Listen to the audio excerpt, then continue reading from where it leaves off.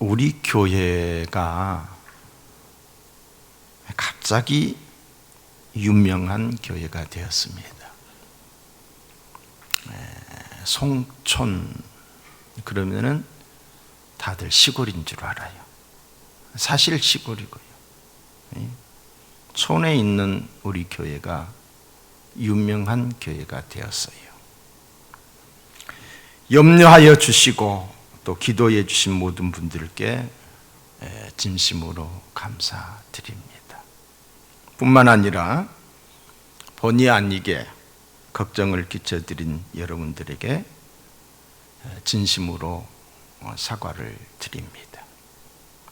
우리 교회는 어느 기관보다 방역에 철저하게 대처하고 있을 뿐 아니라 지역 방역 활동을 하여 지역 상가 및 그리고 작은 교회들을 찾아가 방역 활동을 하였습니다.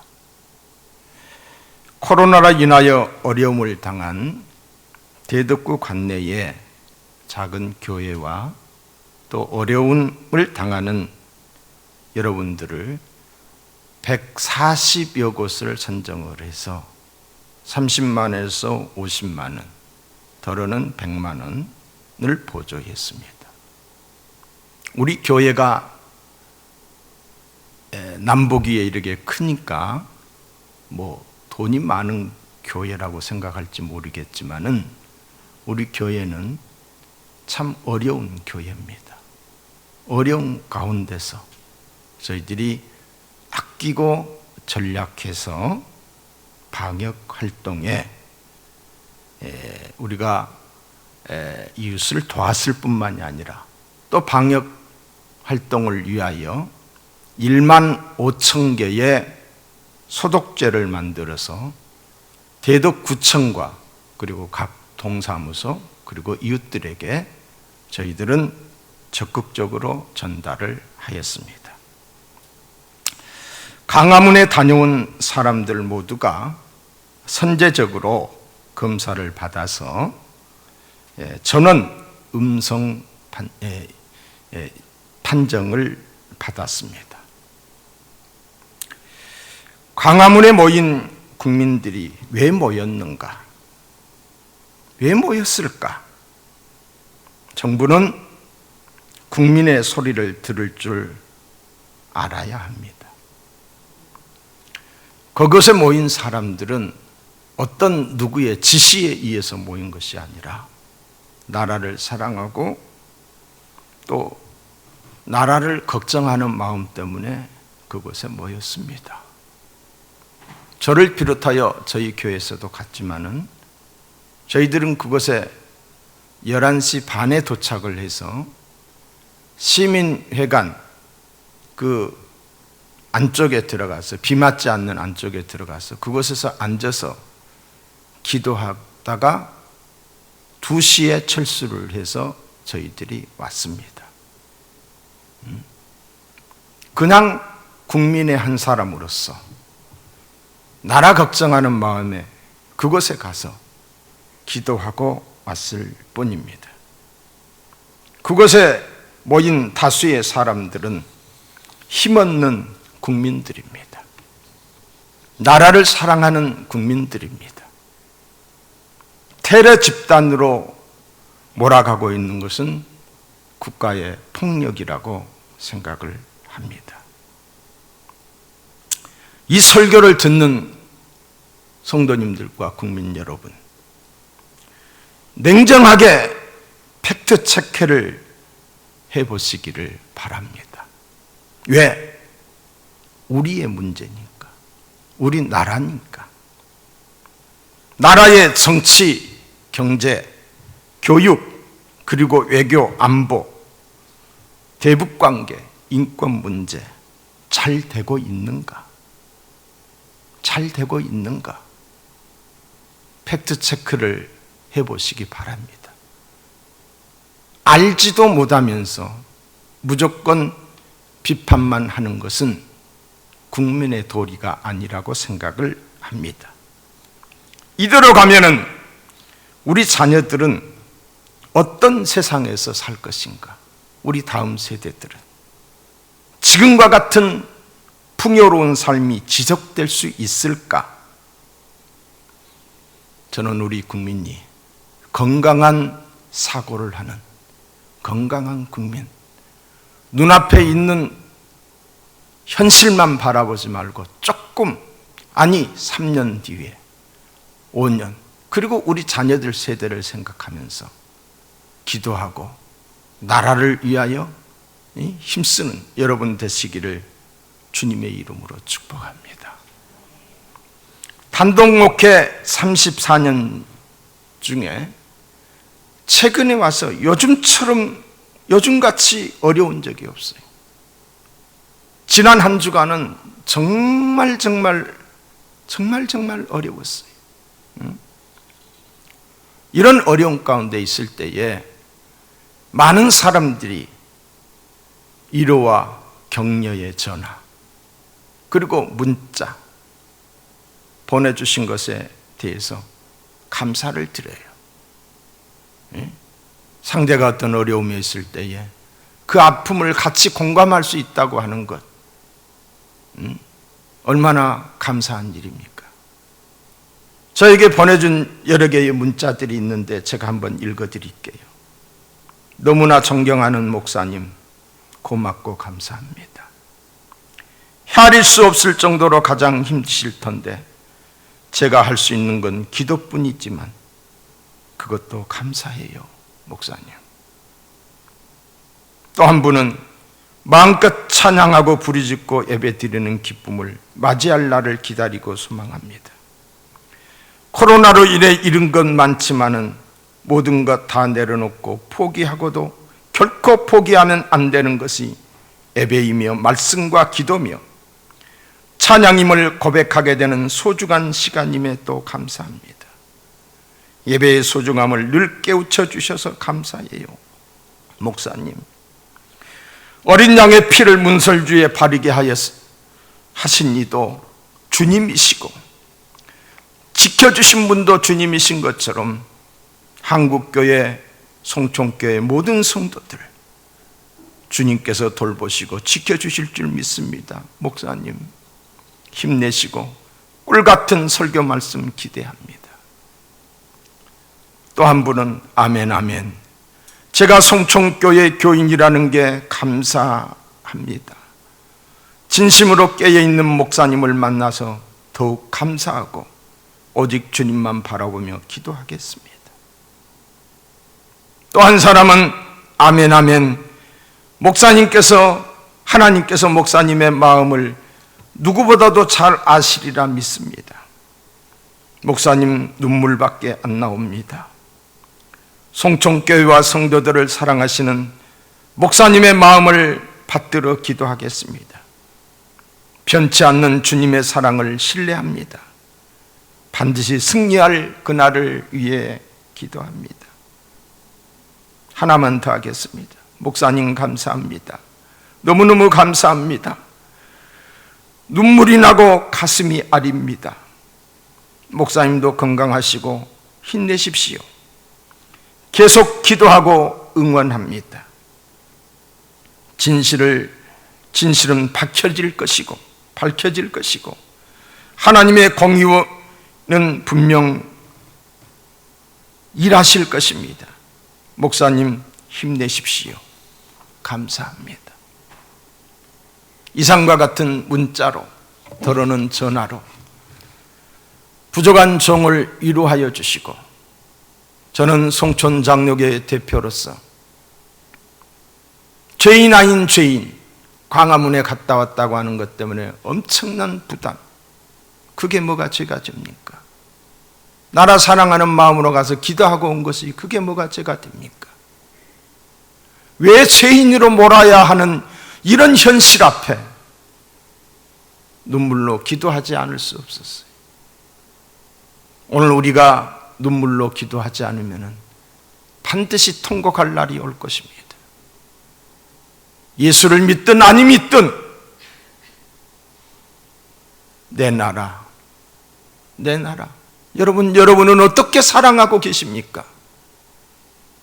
어떻게 사랑하고 계십니까?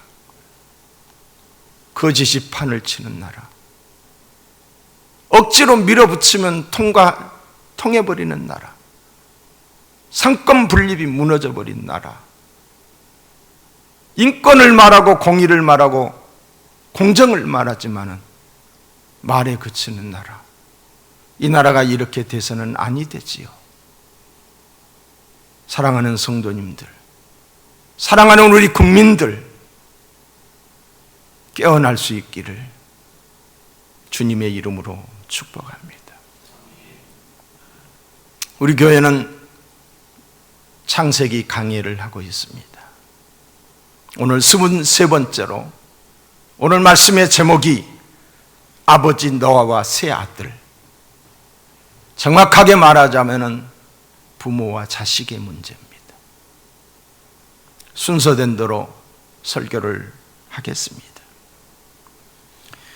지금 우리의 모습 안에는 인정하든 인정하지 아니하든 부모의 수고와 땀이, 피와 눈물, 희생이 우리의 삶 가운데, 우리의 모습 가운데 배어 있습니다. 부모님의 수고와 눈물이 없이 된 자는 아무도 없습니다. 오늘의 나의 나됨은 부모님의 은혜와 하나님의 사랑 때문인 줄로 믿습니다. 오늘 본문에서 한없이 약해진 아버지의 모습, 노아의 모습을 보게 됩니다. 노아는 술에 취해서 하체를 드러내고 누워서 잠을 자고 있습니다. 여러분, 노아가 누구입니까? 노아는 의인이요 당대의 완전한 사람이었습니다. 하나님과 동행하는 삶을 살았던 자입니다. 오직 믿음으로 살았던 사람입니다. 그런데 그가 술에 취하여 벌거벗고 자고 있는 것입니다. 그래도 세상을 향해 당당했던 노아가 나이가 많아지면서 자기 하나 감당할 수 없는 약해진 모습을 보이고 있다는 것입니다. 자식이 크는 만큼 부모는 늙어가는 것입니다. 자식이 힘이 있어지는 것만큼 부모의 힘은 상대적으로 약해지는 것입니다. 나이 앞에는 장사가 없는 것이지요. 잘 보지도 못하고 잘 듣지도 못하시고 맛있는 것이 있어도 드시지 못하는 모습을 보게 됩니다. 우리는 그게 얼마나 불편하고 힘든 것인지 우리는 모릅니다. 건강하기 때문에, 모두가 다 내 기준에 맞추기 때문이에요. 나이 드셨으니까라고 생각하고 그냥 지나치십니다. 나이 드셨으니까 그러는 거지 하고 그냥 그 아픔을 헤아리지 못하고 그냥 지나치시는 게 저와 여러분이 아니신지요. 저희 어머님이 한 달 전에 쓰러지셨어요. 이 간에 어떤 염증인지 물집인지가 이게 생겨가지고 그게 터져버린 거예요.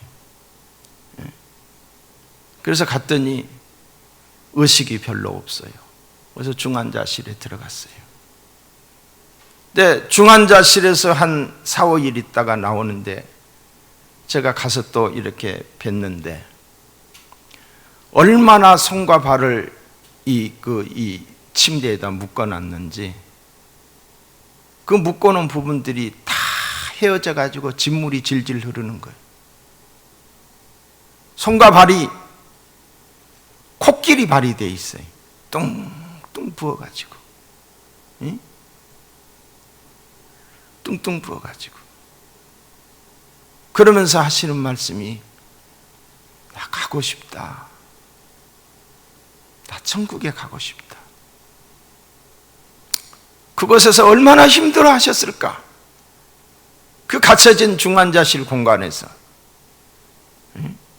아무리 소리를 지르고 아무리 말을 해도 그냥 묶어놓고 누구 하나하나 와서 이야기하지 않는, 여러분, 아무리 부모가 아파도 될 수 있는 대로 중환자실에 보내는 것이 바람직하지 않다, 저는 그렇게 생각을 해봤어요.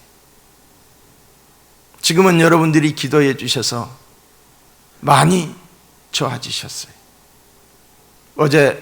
그제 제가 다녀왔는데 부기도 많이 빠지셨고 이제는 살만하다, 그렇게 본인 입으로 말씀도 하시고, 아무것도 못 드셨는데 이젠 조금 드셔요. 그래서 오래오래 건강하게 사시라고 기도해 주고 왔습니다. 젊은 날에 그리도 대단하셨던 분이 어느 순간 자식 눈에 염려의 대상이 되어버린 거예요. 몸도 마음도 조절이 안 되고 대소변도 혼자서는 어찌하지 못합니다. 더러는 급기야 치매에 걸려서 자식을 알아보지 못할 뿐만이 아니라 엉뚱한 소리를 하는 경우도 있지요. 우리 속담에 이런 말이 있습니다. 어른은 한 번 되고 아이는 두 번 된다는 말입니다. 연세 드신 부모님들은 어린아이와 같습니다. 기억력도 없어지고 근력도 떨어지고 인지 능력도 사라집니다. 총도 어두워집니다. 때로는 말도 안 되는 말씀을 하실 수도 있습니다. 했던 말을 계속 반복해서 하실 수도 있습니다. 간혹 억지스러운 말씀을 하실 수도 있습니다. 이상한 욕심을 부릴 때도 있습니다. 시대에 맞지 않는 말씀을 하십니다. 그런 부모님을 향해 시대에 뒤떨어졌다고, 노역이 생겼다는 등, 혹은 이상하다는 등 창피하게 생각하면 아니 됩니다.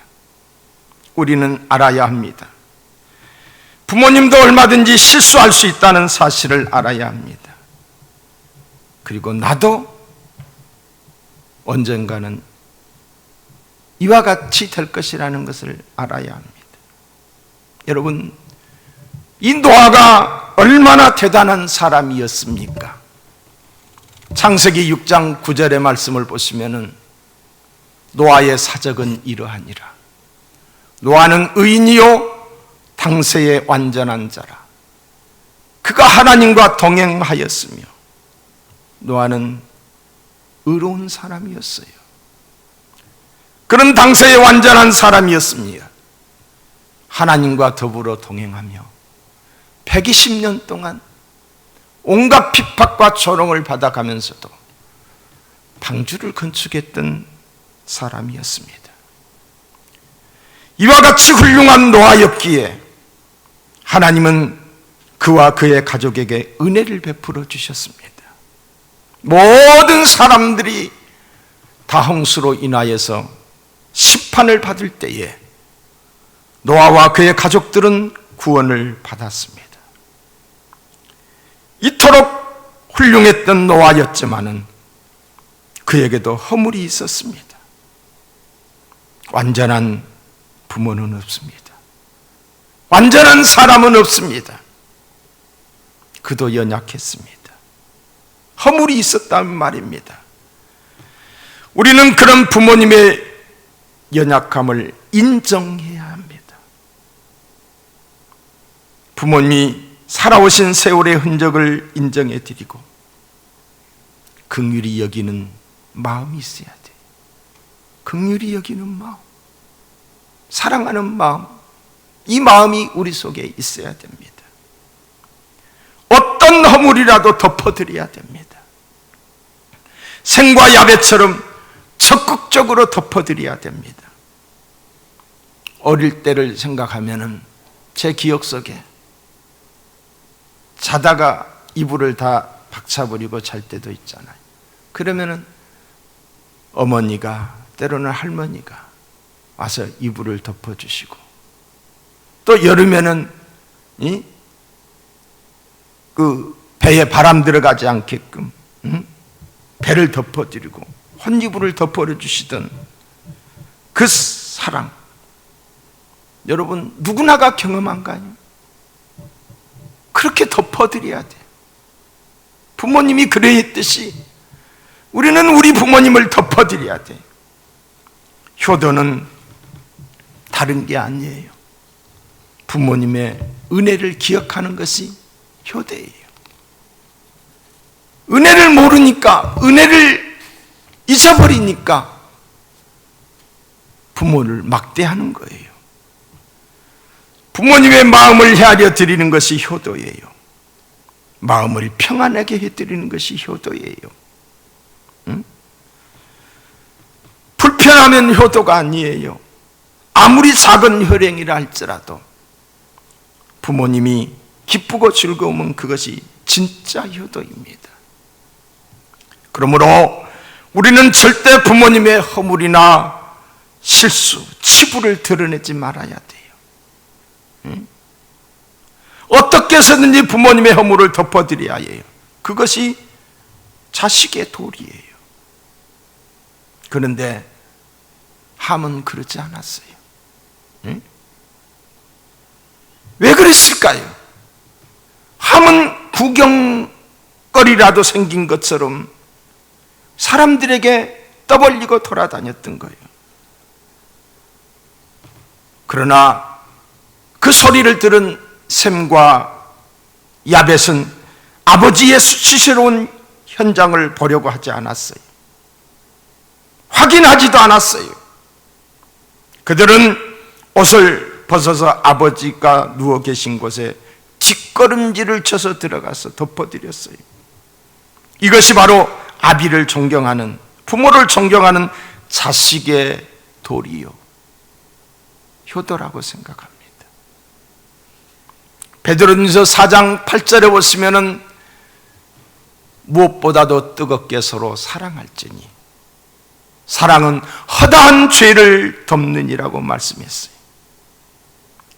하나님께서는 우리의 죄와 허물을 십자가의 사랑으로 덮어주셨어요.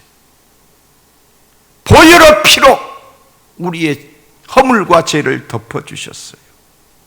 에베소서 2장 1절에 그는 허물과 죄로 죽었던 너희를 살리셨도다. 덮어주신 거예요. 예수님께서는 가늠한 여인, 현장에서 가늠한 여인에게 주께서 말씀하셨어요. 나도 너를 정죄하지 아니하니. 현장에서 가늠한 여인인데 내가 너를 정죄하지 아니하노니 가서 다시는 죄를 범하지 말라고 했어요. 사랑으로 그 허물을 덮어주신 거예요. 잠언서 17장 9절의 말씀을 보시면은 허물을 덮어주는 자는 사랑을 구하는 자요, 그것을 거듭 말하는 자는 친한 것을 이간하는 자라고 말했습니다. 여러 사람이 모이면은 늘 문제가 발생하지요. 약한 자는 염려하고 강한 자는 비판합니다. 교회도 마찬가지. 신앙이 깊고 신앙의 연륜이 오래된 사람도 있을 뿐만이 아니라 그렇지 못한 사람들도 있습니다. 교회 안에는 온갖 종류의 사람들이 다 모이기 때문에 사랑하라고 덮어주라고 끊임없이 가르치지만은 여전히 교회 안에서도 비판이 있고 원망이 있고 불평이 있습니다. 우리는 어찌하든지 남을 비판하기보다는 덮어주려고 해야 될 줄로 믿습니다. 감싸주려고 해야 돼요. 지금은 부족하지만은, 지금은 약하지만은 시간이 지나면은 그 사람도 성숙한 사람이 돼요. 지금은 몰라서 자기밖에 모르지만은 내가 지금 그를 정죄하지 않고 그를 비판하지 않고 그의 허물을 덮어주면은 머지않은 날 그가 성숙한 사람이 되는 거예요. 근데 그것을 덮어주지 못하고 이거는 이렇고 저것은 저렇다. 그러다 보니까 상처를 받기도 하고 하나님을 떠나기도 하는 경우들을 보게 됩니다. 찰스 스윈들 목사님은 우리가 남을 비판하지 말아야 할 이유를 7가지로 설명을 했어요.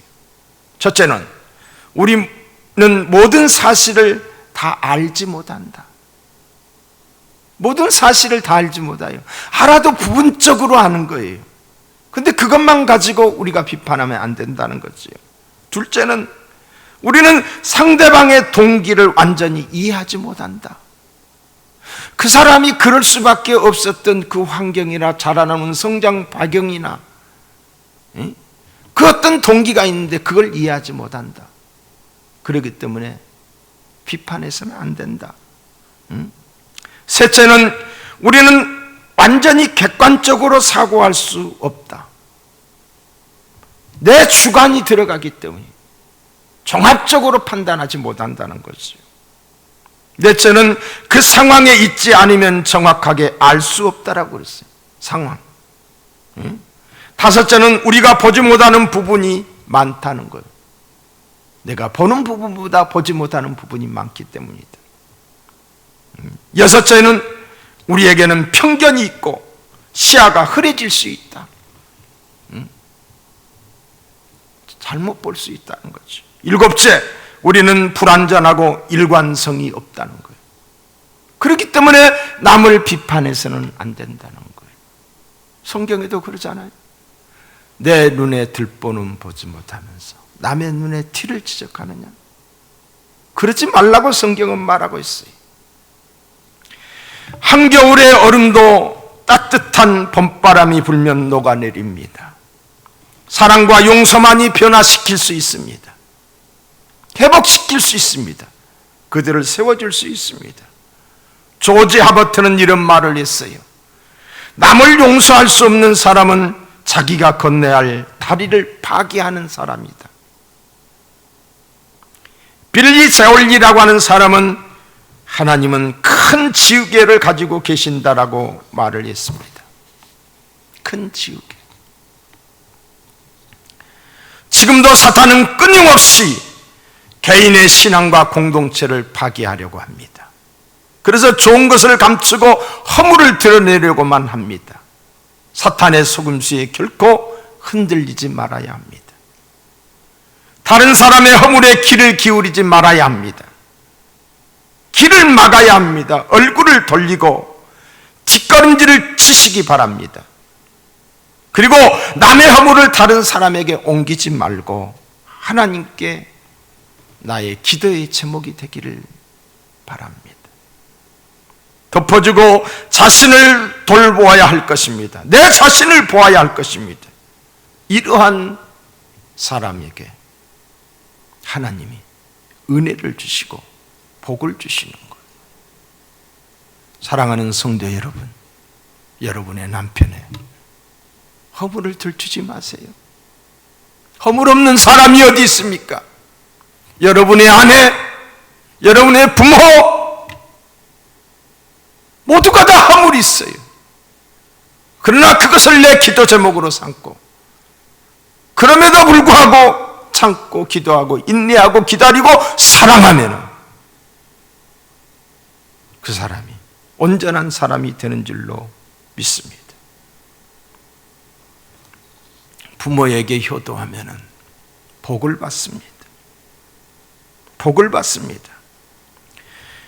함은 아버지의 허물을 동네방네 소문을 냈어요. 그 결과가 어떻게 됐습니까? 오늘 본문 25절의 말씀을 보시면은 이에 가로되 가나안은 저주를 받아 그 형제의 종들의 종이 되기를 원하노라 그랬어요. 여러분, 아버지 함의 잘못 때문에, 잘못은 아버지 함이 한 거예요. 그런데 성경은 이렇게 말합니다. 함의 아들 가나안이 저주의 대상이 되어버린 거예요. 가나안이 저주를 받는 거예요. 아들이 저주를 받는 거예요. 아버지의 허물을 잘 덮어드렸던 함과 달리 셈과 야벳은 큰 축복을 받았습니다. 29절에 보시면은 셈의 하나님 여호와를 찬송하리로다. 셈에게 엄청난 영적인 축복을 주신 거예요. 그리고 27절에 보시면은 하나님이 야벳을 창대케 하사라고 그랬어요. 야벳의 지경을 넓혀 주셨다는 말입니다. 물질의 축복을 주셨다는 것이지요. 사랑하는 성도 여러분, 자식의 고통은 부모에게 있어서 몇백 배의 아픔으로 다가오는 거예요. 차라리 내가 아팠으면 좋겠다. 그러나 대신할 수 없는 것이 자식의 고통, 부모라고 어찌할 수 없는 게 아닙니까? 자식이 아픈 것을 부모는 못 견디지요. 그러나 대신할 수 없다. 함의 잘못으로 말미암아 자기 아들 가나안이 저주를 받은 거예요. 이런 의미에서 아들 가나안에게 내린 저주가 아버지 함에게는 얼마나 가혹한 형벌이었겠는가. 이보다 더한 형벌이 없었으리라고 생각합니다. 셈과 야벳은 아버지를 공경한 결과, 부모의 허물을 덮어준 결과 번영과 창대의 축복을 누리게 되었습니다. 성경은 이렇게 말합니다. 자녀들아, 너희 부모를 주 안에서 순종하라. 이것이 옳으니라. 내 아버지와 어머니를 공경하라. 이것이 약속 있는 첫 계명이니 이는 내가 잘되고 땅에서 장수하리라. 잘되고 건강하리라 이 말이에요. 인간이 축복을 받고 저주를 받는 방법이 여러 가지가 있지만은 그 중에서 가장 중요한 기준 가운데 하나가 부모 공경을 통한 축복과 저주입니다. 신명기서 27장에 보시면은 부모를 경홀히 여기는 자는 저주를 받을 것임이라 그랬어요. 이 방송을 듣고 계시는 우리 성도님들 뿐만이 아니라